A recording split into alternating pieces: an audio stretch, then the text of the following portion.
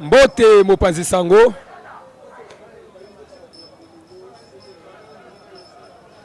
Oui, ezali moko ya balobeli mboka pe ya bapanzi sango.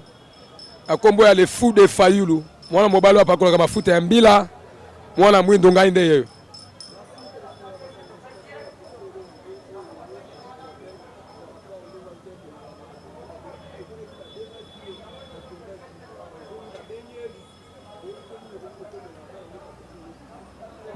Merci mwana mboka Kabuya, journaliste ya solo. Nakolo baboye. Makambo matali Koffi Olomide. Je pense que baïba congolais, ba citoyen maso, ba pesaki makutu. Kolanda tweet ya mwana mboka le président Eli Martin Fayulu. Nangambo na biso Koffi alobi clairement. Parce que abombi yango na kukute. Abombi yango te na se ya mbetu. Abeti yango ne nzonzo ne tando eke ba congolais balandi. Koffi Olomide selo ye attaque congolais a monique mboka na biso e ali na bitumba te otobengi na lopoto guerre. Nous ne sommes pas guerre mais tozali nde agressé. Abiete bako chifle biso bako beta biso bibotu toko zongi selo kote yango ningi koloba toko lakisa ete toali na bitumba te toali na guerre te ndeko guerre ali nini tango babi toali na bitumba to toali na guerre sadi toko bunda bitumba na yo tango yo koboma nga pena koboma yo tango yo kobeta ba bombe na mboka na nga oya nga pe kozwa na mboka na yo. Mais ce n'est plus le cas de Kolanga na Congo. Ce n'est plus le cas. Yango kaki tata mo konsuye kolo Martin Fayulu. Alobaki ete ezali distraction. Abi cette invitation de Koffi Olomide ezali distraction. Et pas un peuple. Et ali le fête.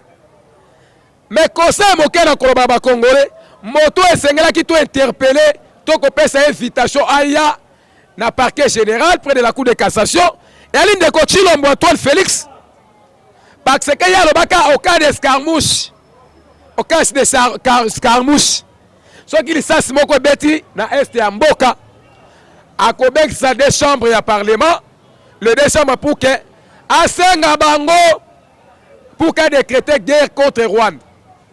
Est-ce que tobi tout na ba Congolais est-ce que Félix a sali yango? Point d'interrogation. Deuxième chose, toujours dans la même situation à ce qui concerne l'Est de notre pays, de notre République, Ndeko, Mboke Kotambola Mabe, Mboke Ali Kokamba pas irresponsable et puis capable. Est non seulement Nord Kivu, partie Est, c'est plusieurs provinces aux alentours, il y a partie Est de Todwengi, dans le poteau. Nous avons la province de Tanganyika. La province de Bas-Ouele, Haut-Ouele. Vous prenez comme Maniema. Vous prenez la province du Nord Kivu et puis Sud Kivu et Ituri. Yango Tobenga dans le poteau partie Est. Ndeko. Nord Kivu, Ituri. Sud Kivu, Bas-Ouele, Haut-Ouele. Y compris Nord Ubangi. Ils allaient sous occupation, il y a M23. Ils allaient occuper jusque-là. Il y a plusieurs années jusque-là, Mboka na biso tozokoka même pas kobotola ba village. Nous sommes avec 145 territoires dans notre République démocratique du Congo. Il y a 145 territoires. Et il y a 87 territoires oyo ezali occupés et pas ya Bangunia. Ndekoranga journaliste. Ensuite secteur ya Rutshuru occupé par Nanga. Vous prenez Kibumba, contrôlé, géré par Nanga. Ok, na mboka ya Kamungenga, par Nanga. Ok, na Sake, Nanga. Nyoso contrôlé, géré par ces messieurs-là. Question est ça, on les importe, Zalinine. Est-ce que FARDC a soit déjà mot d'ordre, ya kotake ennemi, ou a souhaité? Tomonia ou gouverneur militaire Constant dit Malobi n'a clairement. Botika kwa kize armée congolais. Pourquoi? Parce que jusque-là, Batikali qu'on soit mode d'ordre politique qui était au Euti na Kinshasa, attaquer M23. Dans le réflexe d'Abisso, Bangambo et Posto Tomoni que le régime en place de M. Félix, Balia Kassani Moko, na ba rebelle, Bangone bako fournir pour que ba soit contrôle ya ba territoire, bateka ba minerai à Congo, pour que ba pesa bango rétro-commission. Il n'y a rien à attendre avec ces régimes parce que est Mboka na situation to komi nango lelo ndeko. C'est catastrophique. To moni yango lelo ba komi ko finga catholique. Honorable Jean-Baptiste Zekatse ko ale baki na biso clairement. Ba parti mususu o ezali sous contrôle et pas ba M23. Lelo yo peuple akimaki. Parmi les déplacés, bisika baki na ba déplacés, ba kolala na FARDC, ba kolia ensemble na FARDC. Mais bazo vivre ma bé. FARDC a comme ko tracasser peuple wana, peuple congolais. Oh ya koki ko batela. Peuple a lembi, peuple a baye, vaut mieux azala na yena rebelle qui azala na ba militaire congolais. Vaut mieux azala na ba rebelle qui azala ba militaire congolais de kolanga kabuya. Ce qui se passe à l'est. Le peuple ba comme ko zonga na bamboka na bango na ba territoire na bango bisika bazala ki pourquoi? Parce que nanga a changé stratégie. A comme ko vivre na peuple wana ensemble, ko pesa bango biloko kolia, o ba soda na biso batikaki a comme ko kabolela ba population congolais provision wana. Ndeko. Pour nanga il faut de faire comme ko seksanga. Régime prometaka so démocratie na état de droit.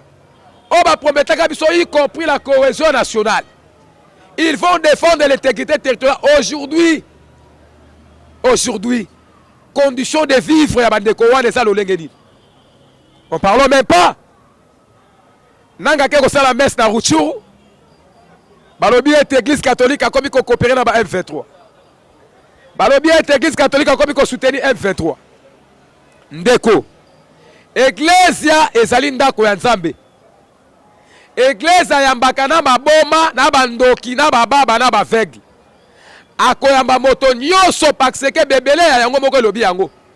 Yesu ye moko tango yaki akosalakisa bayi otobengi bayi peuple ya Nzambe chemin, un bon chemin, chemin de la vérité. Alors ba kete aye non seulement pour la batu ya malamu et puis pour la batu ya mabe. To ya koki ko kabola moto te. Nanga lokola Rutshuru ezali contrôler et pas na ye et pas ba M23. Yeb sanga pasteur ni na koki côté le madeva ya lo banaye ke okokota na église a ote. Mais ba ko bomaye. Ba ko bomaye ndeko langai. Donc ce qui se passe au sein de l'IDP c'est du théâtre ndeko. Ezali ka diosha ya bandeko ya ida passe. Deuxième chose. Toloki lobby. Bato IDP ba dio Shakindala akei ko sangana na bandeko ya M23 a rejoindre Nanga. Na landa kindal Shakindala lelo na journal il y a 6 heures na radio Kapi a démentir alobi yango clairement akoki jamais ko soit combat na ye akele ko bundela mboka na nzela ya rébellion. Il est congolais, il restera toujours congolais et d'ailleurs azala Kinshasa moto va bien rejoindre Nanga na Zamba mais azala Kinshasa moto a rejoindre Nanga ezali madame Fanny Kayembe. C'est l'ancienne secrétaire il y a Ligue des femmes, il y a PPRD. Yenda rejoindre Corneille Nanga. Ce n'est pas Shakindala ndeko. Ce n'est pas Shakindala. Deuxième chose ndeko. Situation yo ezo kambamba na ngambo ya est to ezali lelo ko s'enflammer na ngambo ya est. Soki to kebite d'ici septembre et novembre ko koma même na Kinshasa ao. Pourquoi? Menace lelo ça la Butembo.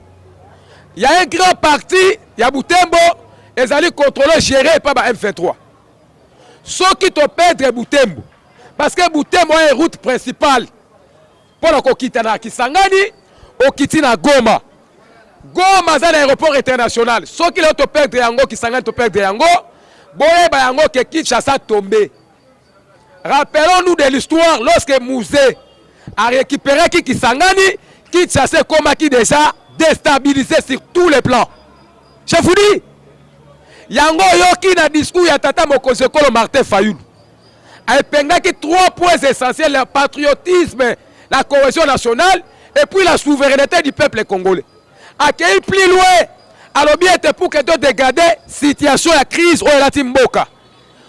Voyons d'abord la patrie, regardons-nous. Na drapeau na biso ya mboka. Et puis na hymne national balobi debout congolais. Rien que la patrie. Ceux qui te bundeli mboka ote, lobby Fayulu, to Katumbi. Bakola ba candidat ya pays nini? Bakola ba candidat na ba élection nini? Na mboka nini? Mboka kokende.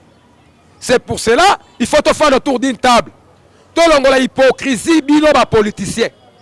To faire na mesa to solo la. To arranger makambo oyo e kamba kimboka na lolenge ya mabe na lolenge ya mbilinga to tia makambo ya sika makambo ya malamo pour que mboka ekende liboso. Ndeko na ngai journaliste Kabuya. IDPS makambo teli famille politique na yako koka sala te. Eloko epesi ngai kanda lobi to ekomi kosekisa ngai na félicité tata mokonzi wa biso le secrétaire général de Vos Kitoko. Parce que tant que Kabuya ça qui réplique dans le discours du président Eli Martin Fayulu, secrétaire général alobaki ete Kabuya on dirait Beli Moutou. Augustin Kabuya on dirait Beli malade à Moutou. Effectivement, boyoki makambo ya point de presse salamaki lobby na résidence ya Tshisekedi. Maman Martha kati makambo.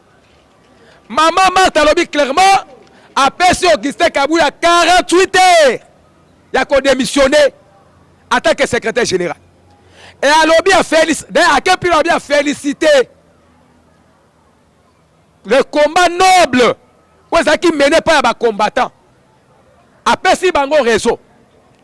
Kabuya, selon les accusations, lobby n'a clairement tenu des propos tribal. À ça, la ordonnance présidentielle au cas d'absence du président de la République. Ba décision mususu azozwa au président a habité. Makapsu azosala na kati ya parti ko izwa ba mbongo ya batu. Ko pesa ka bango ba poste au sein du gouvernement. Ko keda kolanda batu atina kati ya bandako eteni longo na lobi yango. IDPS s'éclater dans 3 parties. Il y a un camp ba dipoke côté ya Shekobeya, d'autres camps na ngambo ya beteni longondo, d'autres camps ba Paul Chilumbu na ye opesi mbwa boyi. Donc c'est du théâtre aux yeux de l'IDPS. Message fort, on a compris ça va combattre l'IDPS. Fayulu et nous, on était ensemble avec vous, dans le combat avec Papa Tshisekedi. Combat na biso ezalaki qu'on défend l'intégrité territoriale. Combat na biso ezalaki qu'on mettre démocratie dans la place où esengeli ezala. Combat na biso ezalaki la cohésion nationale. Et puis sur le slogan na biso ezalaki le peuple d'abord. Aujourd'hui, quelles sont les conditions de vie? Il y a Congolais lelo. Il y a Liboso. Mais c'est Félix Antoine Tshisekedi Tshilombo. Tshikata Bombe. Ndeko.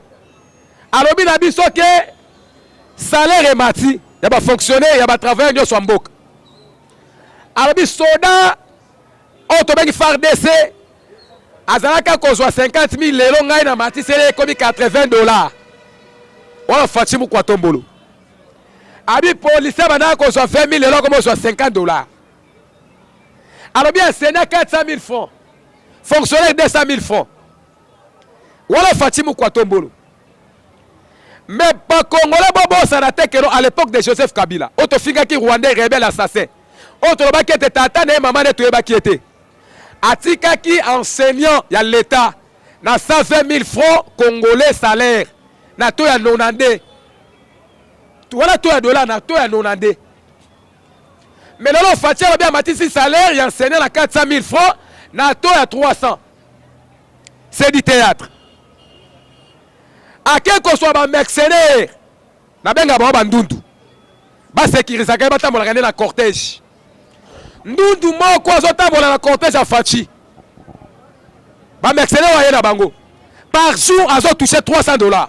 J'ai dit par jour. Azo touché $300. Salaire ya soldat congolais et kokota na salaire ya mercenaire wana donc na mbongo ya mercenaire wana azo par jour. Ata plus de 5 fois. Voilà salaire. Ya policier ata plus de 20 fois. Ya fonctionnaire ata plus de 30 fois.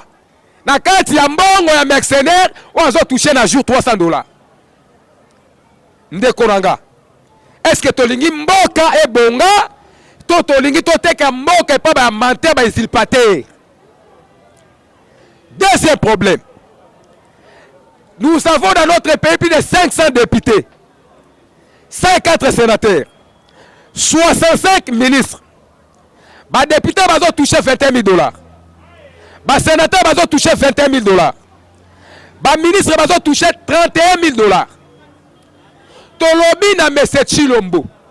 Ce qui a solo tolingi mboka oyo.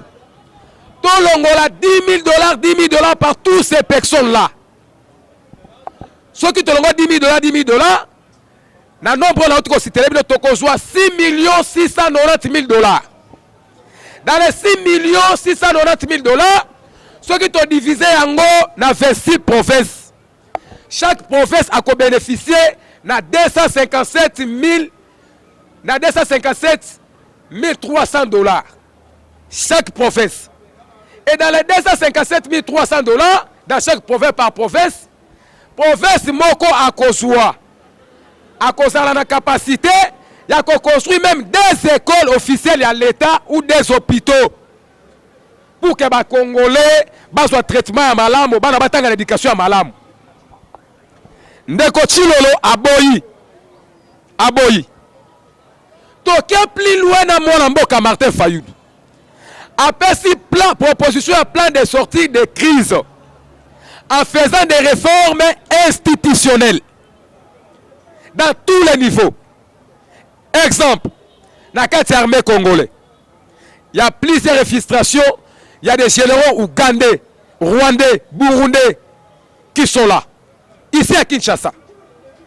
On l'a dit Vital Kamerhe et Makambo Alobi na point de presse à conseil dernièrement. Vital Kamerhe Alobi, les Congolais, ils ont raison et puis ils comprendre une chose. Alobi boy. Alobi bozo luka ba Rwandais. Bozo luka la bango wapi. Ici dans notre parlement, il y a des députés rwandais qui sont là. Bisika nga président du parlement Kamerhe, il y a des députés rwandais qui sont là au parlement. Alobi parmi les conseillers de lui-même le président de la République, il y a aussi des conseillers rwandais. Balia Kanaye, Bamela Kanaye, Batambola Kanaye partout. À quel plus loin Vital Kamerhe? Alors même dans ma mandataire, il y a une entreprise, il y a l'État. Il y a des DG rwandais. Bah changer bango ba identité. Bah pesa bango ba identité congolais. O ba so gérer le na mboka na biso a. Ndeko nanga. Avec tous ces barcages là, ndoko lo bakeno to ko mema mboka ke na liboso. Musala ezate. Ba Congolais bazo nyokwama nzala. Banzela ezate. Ma ezate cour ezate. Mais capitale ya Congo eza miroir ya Congo mobima Kinshasa. Na Kinshasa ba Congolais ba Kinois bazo mela mai ya mabulu. Ba Congolais bazo mela mai ya forage. Mai ya forage. Lelo ndeko Nicolas Kazado ayibaka mbongo ya kosala ba forage. Ba kimise pa Mese Félix. Akena poto kolia matungulu ya malili na mbongo ya pepe. Ndeko nanga batongaka mboka na lokuta te, batongaka mboka na moyibi te. Félix Tshisekedi akosi peuple mingi, abomi vision ya IDPS et puis ya Tshisekedi. Bisika kono Tshisekedi azana cimetière à mausolée, azana kanda contre Félix. Banda ya ata entreprise à Tumbaka zola sale la bisote. Ata ngadia dia asalite. Wala Félix Antoine. Chino mochika tabombe. Moi si na ye premier ministre Toulouk aye pa buki lokuta. Mbalalanga liboso fu de Fayulu. Na mona mama ko buka lokuta na moi. Alobia ko créer l'emploi d'emploi. Papa totangi bakela site. Avant ko créer l'emploi, il faut ko créer l'entreprise. Comment qu'on peut faire Congolais d'emploi pendant que l'entreprise est zatée? Ndeko. Na koyebi sape Vital Kamerhe asenga peuple pardon. Parce que Vital Kamerhe na Ashoya Zali. Akei na campus azoba que la République démocratique du Congo est maudit. Notre pays est maudit. mboka oyo eza modi yo za président assemblée nationale ya mboka oyo eza modi et ba congolais ba se rappeler Félix Tshisekedi alobaka ke mboko ese kufa kala caméra ya bakisi RDC eza modi c'est-à-dire ndeko faut comprendre que les deux maudits oyo ko chasser na mboka oyo eza ndeko Félix na ndeko Kameri bango ne bali ba maudit ya liboso bango parce que ba koko gérer mboka te soko tali bilongi ba congolais ndeko otali papa aboti mwana le tali mwana oyo aboti mwana elongi kembi kolekana elongi tata pona nini nzala pasi eleki yango na koloba na Monsieur Tshilombo Antoine Tshikata Bombe a démissionné lokola mama na ye mama Mbanda po mama ya Félix aza muzombo aza congolais te tata na ende toyebi lokola mama Marthe alobi apesi kabu ya 48 heures a démissionné ngai pe fu de fa na lobi na pesi ndeko Tshilolo 48 heures a démissionné kwa chic. Merci.